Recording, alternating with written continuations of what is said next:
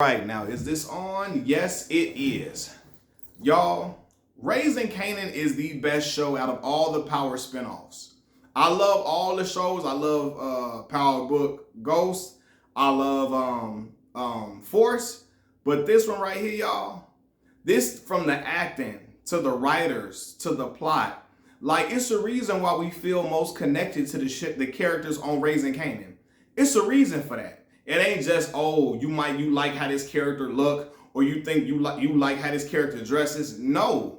Like the plot around these characters is so well written. It's so like their characters are so fleshed out. The character arc of these characters is so great. You care about what happens to them. Seriously, just look how Uncle Lou went from everybody's favorite to Uncle Marvin. Look how Marvin's character has changed from season 1 up until now. Look at how we've grown to love Juke. Hell, Famous is my dog now. Seriously, man, and that's how you end this is how you end the season. Right here, with this right here. So the episode starts off with, as I thought, Uncle Lulu ain't dead. He didn't get killed by Rock and Marvin. He's in a rehabilitation center, right? Now the counselor is talking to Rock, about Lou, and she's wanting the process to hurry up and speed up. And then he starts talking to her about her trauma and why she's so hardened as a woman. And it creates this emotional moment where she's revealing her love for Lulu. How she carried him, held him in his arms when he was a little baby. How, Lulu says that Rock is the most important person in his world most important person in the world to her. And she's like, he's important to me too. She's like, I love him. This is my baby brother. And I wanted to see this type of moment because Rock is such a hard ass heifer. Like, this heifer is hard as hell. Like, I'm talking about, this heifer ain't soft in no area. Like, god damn. Even when she making love, guys, she ready to cuss you out and call you a motherfucker and get annoyed for real if you mess up the rhythm in any slightest bit. But anyway, it was good to see her in this moment where she can be vulnerable with her brother. Now, after that, we discover that this whole jukebox in her group has been basically disbanded. She ain't talked to Aisha. Is that the girl she likes? She ain't talked to her in weeks. In 2 weeks after she gets interrogated by the FBI. And basically she didn't know how to respond after all of that stuff went down and embarrassed the group. And we found out that Aisha we knew she had a crush on Juke, but now she reveals this to Jukebox. Now Jukebox knows that this girl is into her and she's feeling it, but she's still considering going to the army heavily. Right now, I done wrote notes down and everything. We also found out that young Kanan has a little baby on the way. Right now, in the original Power series, his baby mama name was like Jarita. So this girl name is Crystal. I don't know if she's gonna have a baby. Kanan gonna pay for an abortion. Is something gonna happen to the girl? We shall see. But Kanan looked like he don't want nothing to be bothered with a baby. And he looked shocked as hell. Like, man, what the hell, man? No, dog, this can't be happening. We see that in the show, Rock is pulling up in a car somewhere and she gets popped at. Maz is shooting at her like she public enemy number 1, trying to get her up out the way. And of course, we know this hit has come from Ronnie because Ronnie pissed off about her killing his connect, Juliana, right? Famous goes and tells Kanan, hey, I want to check on you. He like, what the fuck for, Famous? What you want, Famous? He like, you ain't heard? Rock got popped at. You know what I mean? I think she's okay. She got away, but I don't know if she okay or not. He came and put it together. Yo, it's this mug Ronnie, right? So then he goes to confront Ronnie. And this is where I'm back rooting for Kanan. I was off Kanan for episodes because of how he was letting Ronnie hold Famous and punk Famous out and knowing Famous ain't no killer, ain't no tough guy. And you know this dude Ronnie is crazy. This is Michael Myers Jr. Okay? This is Michael Myers, and if Jason Voorhees had a baby, you know what I mean? It had a threesome with a woman and it would produce him. You feel me? If they had a threesome with a black woman, it would produce Ronnie. Because this is one strange, deranged, weird, eerie, just a dang on nut job for real, right? Anyway, he cussed Ronnie out like, motherfucker, I told you to stay away from my family. So now we get a chance to see Ronnie finally bark back at Kanan and say, man, little boy, who you talking to, right? And now all bets is off. Kanan is ready to explode. He ain't holding nothing back. He know Ronnie got to go because now Ronnie is unhinged. He's a partner, and his partner excuse me. Damn, he's a partner, and his partner has decided to take out, excuse me, y'all, has decided to take out his mama, Kanan mama. Kanan ain't having that. Now they in front of Snaps and Pops. They trying to let cooler heads prevail. It ain't going. Rock finds out the hit was from Ronnie. She talked to Marvin about it. She like, yo, go and negotiate peace terms with Snap and Pops, because I'm not trying to go to war with somebody that, with my son on the other side of it. He trying to go negotiate with Snap and Pops. And let me say this. What is dude named Pops? Pops ain't laying it down right. Snaps, she be looking at, which one is Snap, which one is Pops, goddammit. I don't know which one is the girl, which one is the, man. Hold on, let me look this up, because I don't know which one is which. Snaps from, let me see. Let's see, which one is Snaps? No, Snaps is the man. Pops is the girl. Pops ain't getting popped enough. Snaps, you got to put in some work. She eyeing down every man like they goddamn Tyson Beckford, what Denzel Washington Moore's chestnut back in the day. She looking at everybody with a lust appeal in her eyes. I'm like, damn. Like she like everybody. For everybody she sees, she calling them a tall, dark drink of water. She's salivating at the mouth, foaming at the mouth like a rabid Wolverine. Or a rabid dog like Cujo or something. Remember Cujo got the rabies on the movie? You feel me? She like that. Like, I'm like, but she need to, bro, get your woman. I know Pops out here getting popped on the regular. You know, y'all dress cute and y'all do the little cute dressing up alike and all that. But she out here getting popped by somebody else. Anyway, basically he like, yo, hey, we ain't gonna have to go to war. And Snap's like, man, listen, he want 5 of them things. Ronnie want 5 of them things. You know, kids are expensive. And basically, like, they ain't backing down from Marvin now. They're like, yo, you know this gonna mean war, right? And Snap and Pops look like they ready for war. Meanwhile, we got a situation with Famous trying to still get signed, trying to get the record deal. The executive calling Famous house. Famous like, yo, Lulu on a vacation right now. He'll be back. I promise you he'll be back and he can talk to you. Then he like, man, Famous picked the wrong time to be a drunk, you know, because he's trying to get signed. After getting off the phone, the police, the FBI come running, or the police come running in Famous crib, arresting him for murder. We know it's for the murder of Freddie, right? Now, when he gets to the interrogation room, bro, I wanted to snap on Famous mama, bro. Famous mama gives the police a gun that she finds in his room. How you don't at least confront your son first before giving the police the gun? Like, what are we doing, mama? What type of mama is you? Like, even if you feel like your son did something, why would you just take it straight to the police and not discuss it with your son or something first? Like, it just didn't make sense. But now, since they got the gun, they know the ballistics match the bullets at the murder scene of Freddie. Now they looking like Famous, we got you. But Famous is solid. He ain't telling nothing. He ain't admitting to nothing. Then Famous mama gonna ask him, I'm your mom, gonna tell him, I'm your mom. You can tell me, did you do it? Why would you ask him this in the police station? In the interrogation room, they can say what they don't get camera. They be listening to all of that, though.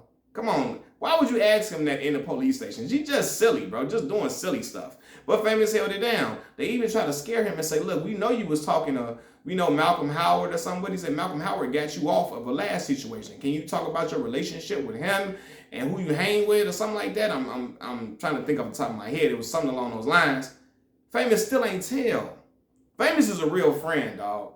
And Kanan better start treating that boy right, man. I'm a fan of Famous, man. At first, he seemed like he was an F up, always getting high, lazy, not wanting to be in the studio. But now we see his character evolve, and I can see why Kanan would name his son after a guy like this. This is a loyal brother, and he really knows who he really is. Now he know he ain't no thug, he ain't no street dude, he ain't no drug dealer. He's a rap artist, and he's trying to have a rap career, but again, he better be famous about that song now. About Famous, I say better be famous. He better be careful about that song. He admits talking about some murder, and it could be connected to this Freddie killing. So he better be, better be careful. Then we see Lulu about to commit suicide. I'm like, come on, brother, man. Please don't do it to yourself. You deserve better, and he didn't do it. He didn't do hanging himself with the belt. Thank God. Now the feds are closing in on Malcolm Howard. The police station, the captain, them putting it together. Malcolm, you doing some shicey stuff. If you don't come forward with what you know in 2 days, you're gonna be arrested. He go to Rock, still talking this. Hey Rock, we family. Look, we in this together. She looking at him like, boy, no, we not. You on it. This is on you. And I told y'all, Rock don't give a damn about Malcolm. Y'all know that, but she'd be willing to put everything on him, right? He's still talking this. Let's put it on Marvin. Marvin got to take one for the team. She looking at him like, yeah, right, all right? So then, in the midst, Kanan gets kidnapped off the street while walking with Jukebox, and he yells, this Ronnie doing this, right? Jukebox, of course, goes to go get her father, Marvin. They go to Rock's house. Rock is all paranoid. Detective Howard is there. He like, yo, I got to go get him out. This got to be my last good deed. If I'm going to go down for some of this, let this be my last good deed. I got to be there to get him back. So they go to Stefano, Tony Danza from Who's the Boss. They go to him. He fronts them the cash to get their son back. He like, I hope your son know how much his mom love him. Marvin like, I hope so too. Now they all get together to go and finally go try to get Kanan back. They get up in there. Ronnie is there, of course, snickling, grinning, looking like a weirdo, like he just finished eating a bowl of Honey Nut Cheerios, looking crazy as hell, right? And he like, yo, Kanan come forward like, hey mom, this was staged. This wasn't no kidnapping. And then Ronnie go, Kanan wanted the money. I wanted to connect, right? Now we look like, what the fuck going on? I know you ain't out here being 50 Cent Kanan from goddamn Original Power. Now you being devilish and try to off your mama, but I knew he wasn't gonna off his mama because of how pissed he was, right?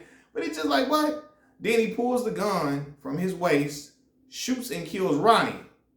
After Kanan kills Ronnie, of course, Rock, being the shiesty woman that she is, the scoundrel, the manipulative, well, she's manipulative, she's cold, she's a hard heifer, but she was back against the corner. Uncle Marvin ain't going to jail, y'all. I'm sorry. Detective Howard, you got my name, brother. Malcolm Howard, we know, look, you want to love on Kanan, but you got to go. Uncle Marvin can't go to jail. You got the rock-a-bye baby, like they say on goddamn New Jack City. You got to be up out of here. He gone, like the baseball announcers say when a dude strike out. He gone. Rock grabs the gun, kills Malcolm Howard without a second thought. Now we don't have to worry about him going to the police, putting stuff on Marvin, snitching on them. If he go down, that's out the window. And I felt bad for the brother. The brother went to go pray at the mosque and at the temple and all of that, and it didn't work, unfortunately. All right, not to say religion don't work, because I'm a spiritual brother, right? But anyway, he gets shot on the side of his dome, ironically in the same way that he killed Detective Burke. So he got his.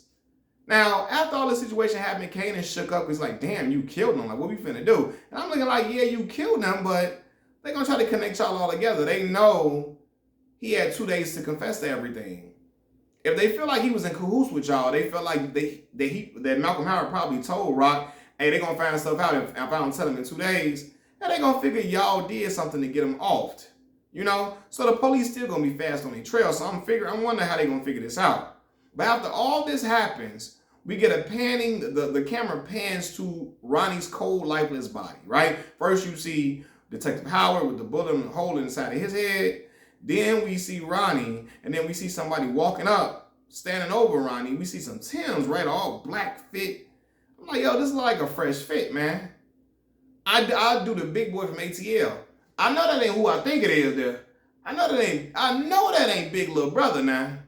It's it's Unique. Unique is back from the dead, and goddamn it, in power, a person ain't dead until we see the body.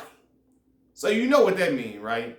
Now people gonna be saying Ghost really ain't dead because we ain't never see his body in the casket. They gonna say Ghost ain't dead, and maybe what's old girl name, man? What's the woman name? Courtney Kemp and 50 making a way for Mario Hardwick to make a return in Power Book 2 Ghost.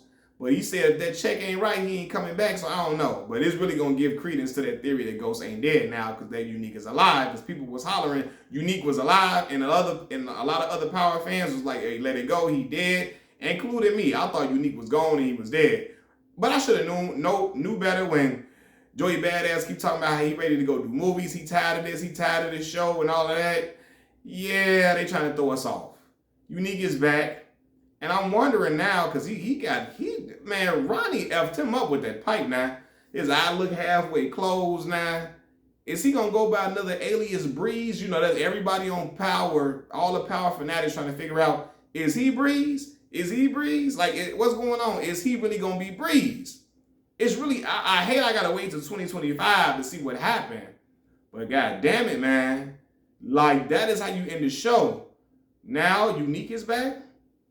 Snaps and Pops going to be on Rock Head now. Okay?